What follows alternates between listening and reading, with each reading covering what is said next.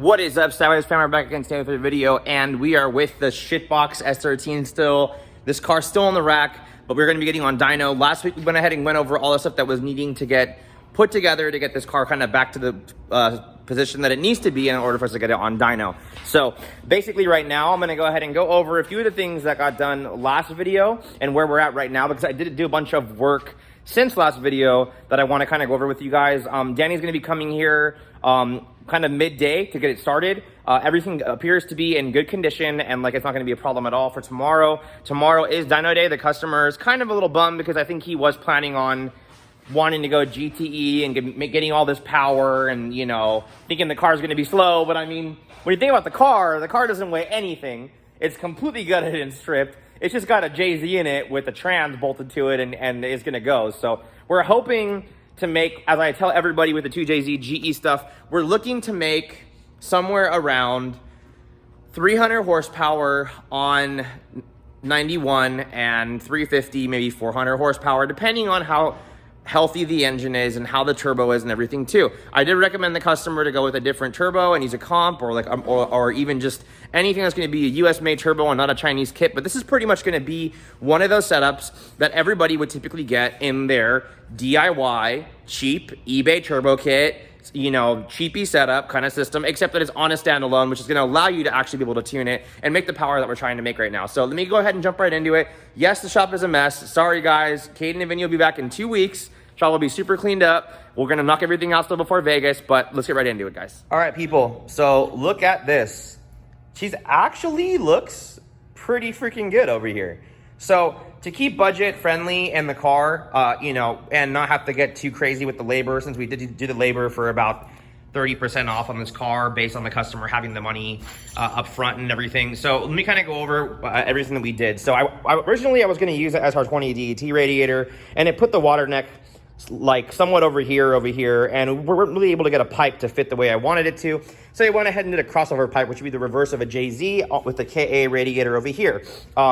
As far as the wiring harness, this is one of my hand-built wiring harnesses. I went ahead last time, if you didn't see, and TIG welded in the intake air temperature sensor. I TIG welded in the sensor for the map sensor, which ended up being the wrong sensor because I went ahead and looked at what was there, and that definitely is not for map sensor pressure. So I'm gonna have to talk to the customer about that, and we're gonna have to kind of go from there because that's kind of just what it is. As far as fuel lines have already all been ran. We've kept them all in the factory S13 location just because of budget. Once again, I mean, yes, it is close to the exhaust, so we're gonna have to be careful with, you know, making sure those lines are tight and nothing there is leaking. But that's pretty much how it is anyways, when you're gonna be doing this thing and not having to move the lines. I typically move the lines to the other side, but just didn't have enough time this time to go ahead and do it that way. So I've got a fuel lab filter mounted to the firewall with 6AN fittings all the way to the rail, running the drift motion rail with the FID 1300 or 1000cc injectors. Don't really remember which ones they were.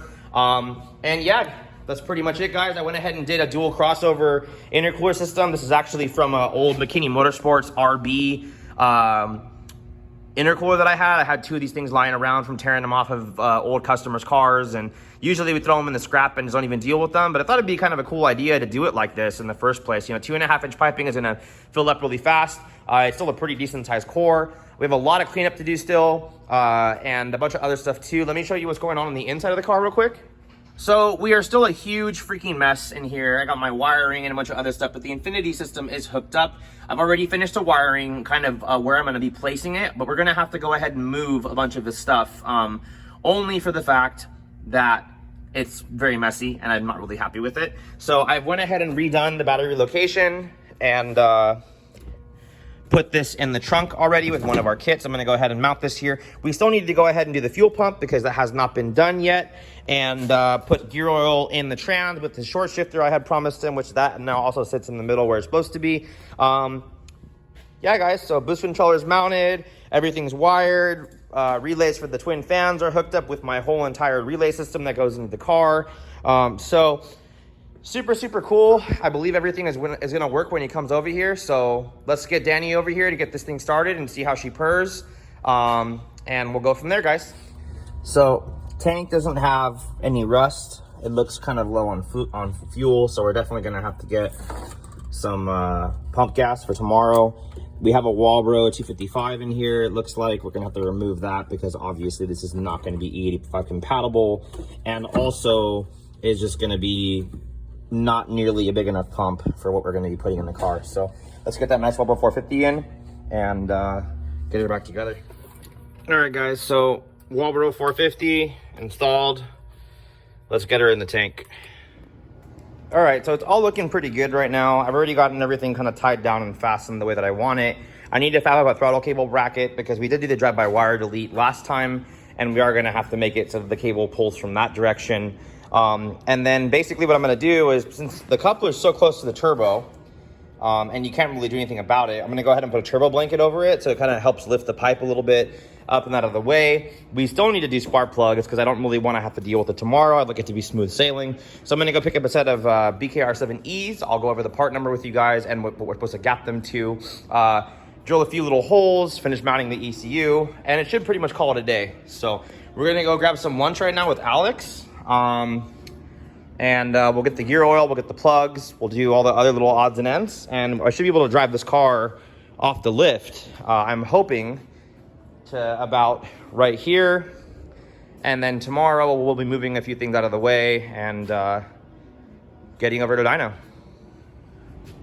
All right, guys, so these are the plugs you're gonna wanna buy for pretty much all your applications that are gonna be, let's just say somewhere around 300 to 700 horsepower. I mean, I haven't really gone above that with these, but I mean, my tuner and a lot of my other friends stand behind these. We used to run a lot of Iridiums of the BKR7EIX, which is going to be the Iridium plug, but I've been running these now again, because we used to run these back in the day and pretty much everything.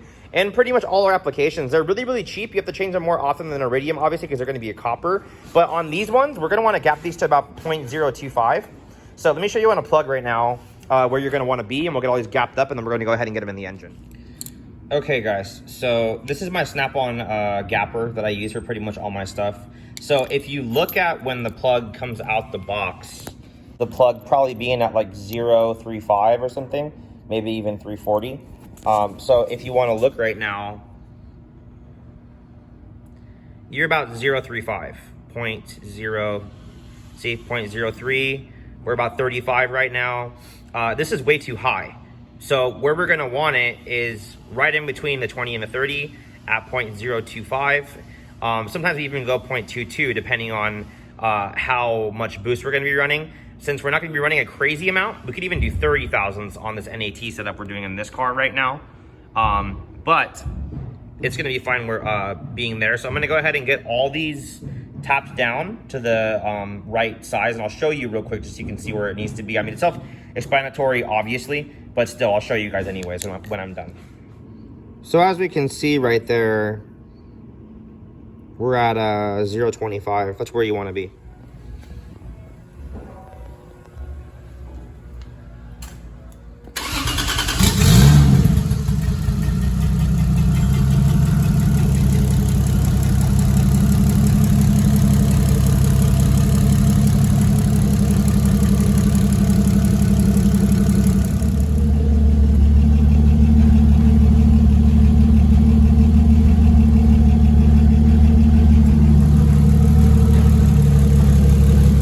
Yeah, tomorrow we'll get up here early. We'll get loaded up on the dyno, get this thing the fuck out of here, and get on to another really cool car that we're gonna be working on next, the 260Z. So I'll see you guys in the morning. I'm gonna get some shut-eye.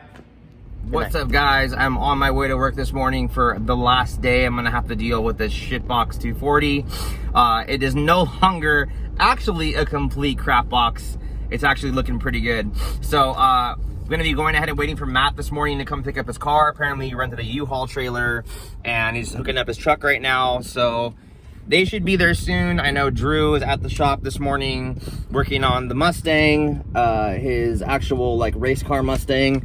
And then we're gonna be having Project WAP in the shop as well. So go ahead and stay up with that so that we can kind of So go ahead and stay up with that, because there's going to be some new stuff happening to that thing and getting that thing all finalized for Supers in Vegas. I believe our buddy Zach is going to drive the car out there, so we can represent, you know, Team Sideways and everything too. But today's not about Drew. Today's not about the WAP or about any of their cars. It's about the 240SX with the 2JZ GE Is300 NAT setup in it. So let's get to the shop right now. Let's start pushing stuff out, getting everything ready, and when they come and load up, we're going to be on our way. All right, guys, so we're loading up right now. Cars on the U-Haul trailer. I'm about to head over to Danny's right now. Pretty excited about today. Looking for a good output on the car. Hopefully the customer is getting the number he wants.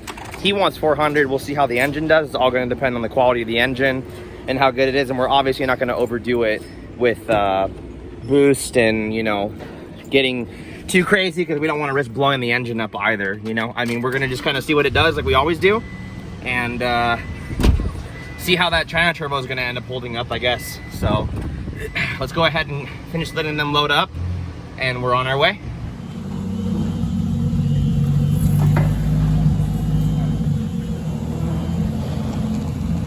What's up, guys? So as you can see, we're here and the car's rolling on the dyno right now. I guess we'll see how it ends up doing. I mean, the car this car was really bad.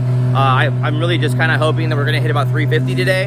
I know the numbers sound low, but I mean, this is kind of what you guys should expect for like a really basic, simple build with like no boost to pump, you know, China turbo, you know, good wastegate, good manifold, and basically just a good injector and like a Walbro 450.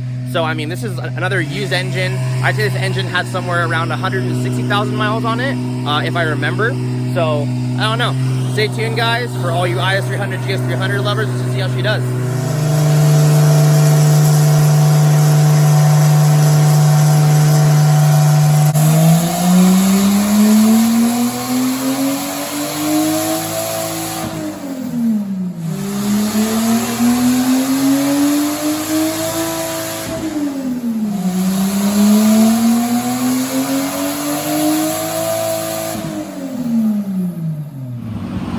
So drivability is done right now. We're going to start throwing boost at it right now, get it to about 7 PSI, see where we're at, and then we can get a good idea about what we're going to make on E85. So we're going to go ahead and up the boost right now.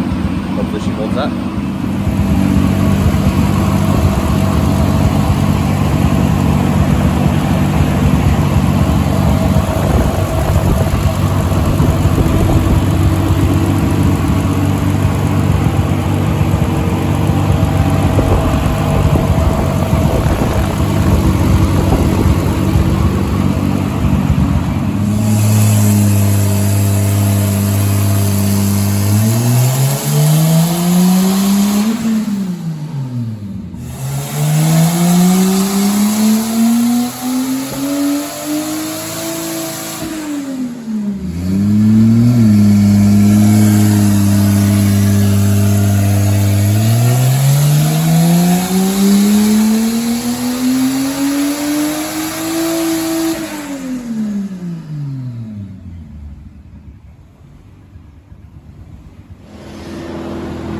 All right, guys, so we're draining out the 91 octane right now.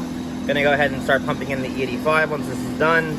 And then I wanted to go over this real quick with you while it's doing this. So right now we're at about 7 PSI on 91 octane, making 271 horsepower with 280 torque. So you can see even just there, just with the turbo kit on 91 octane, you can gain 100 horsepower basically over what stock would be with just a simple setup like this, you know, your eBay turbo, but this is from one of our buddies' shops, so it's a little bit better than the eBay one, but it's still Chinese and eBay, with your, you know, over-the-top setup to your intercooler, and, you know, a set of badass injectors. These are FID 1300s and an aftermarket fuel rail, but with all the stock stuff, guys. So I mean, not bad for a budget build. I don't know if 100 horsepower is really worth the $6,000, $7,000 you're going to end up spending on that. I think it'd be better to invest that into some, you know, much crazier stuff, because right now, I mean, this would still have to be tuned, you know, like you would not make 270 horsepower without having a boost controller and some kind of air fuel management or standalone. So like, I'm not saying like, oh, you put the turbo kit on, you're gonna make 270 horsepower. Like, no, dude, that's not how it works. Like, we're doing timing right now, we're doing fueling right now, we're having boost control, we're having closed loop O2. Like, there's a lot of things that go into this besides just being like, oh yeah, it's gonna go ahead and just make that kind of horsepower with literally doing nothing. So anyways, guys, we're gonna go put the E85 in right now, and then we're gonna go ahead and get the numbers for that shortly.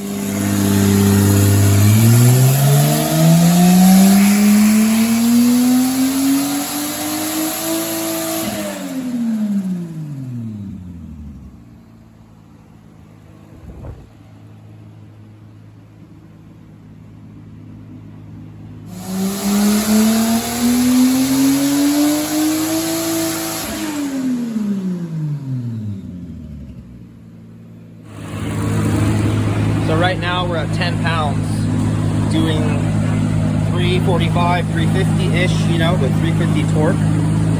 We're gonna go to 12 right now and then pretty much cut it. That's about as high as you wanna go on your GE. We are on E85 right now. This is on the AE of Vvti full standalone with the FID 1300cc injectors, the 6062 T4 turbo, exit power manifold with the Turbo Smart Hypergate, open downpipe right now. So we got an air motor fuel pressure regulator, drift motion fuel rail, and a Wobble 450.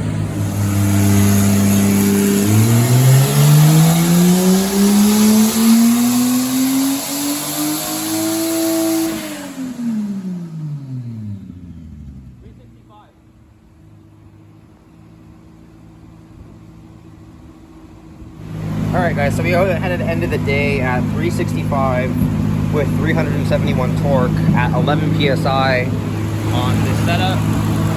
Obviously, once again, this is a E85 standalone, fully set up car. You can't not just bolt this stuff on and expect it to make that kind of power. It does not work like that. So yeah. Alright guys, I hope you guys enjoyed the video. All in all, pretty good power. I'd be happy with that for a street car. So until next time guys,